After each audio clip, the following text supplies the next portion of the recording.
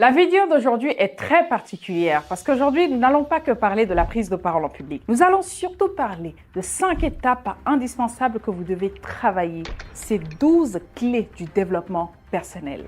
C'est très bien de savoir communiquer, mais c'est encore mieux de savoir se structurer. Structurer sa vie, structurer ses pensées, structurer ses idées, structurer son opinion de sorte à ce qu'on puisse être à la hauteur.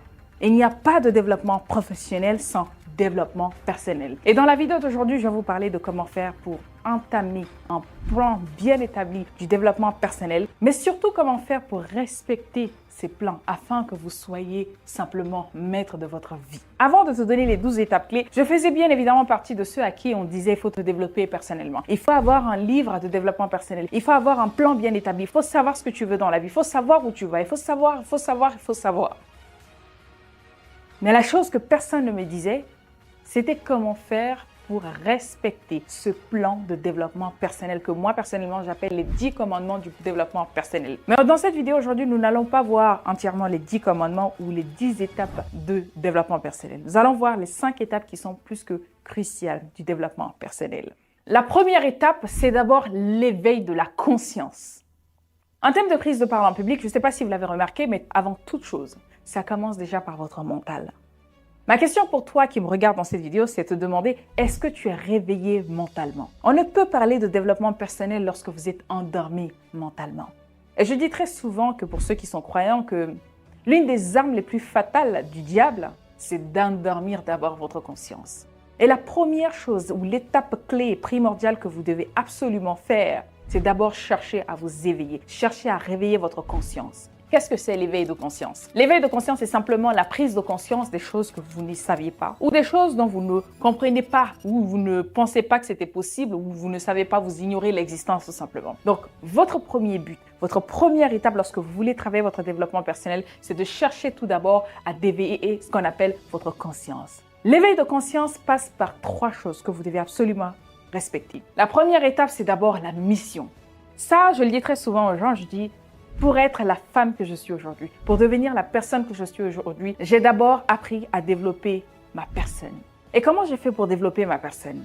Ce n'est pas en lisant simplement, ce n'est pas en m'habillant correctement, ce n'est pas en parlant simplement. C'est en sachant exactement où je vais et ce pourquoi j'ai été créée.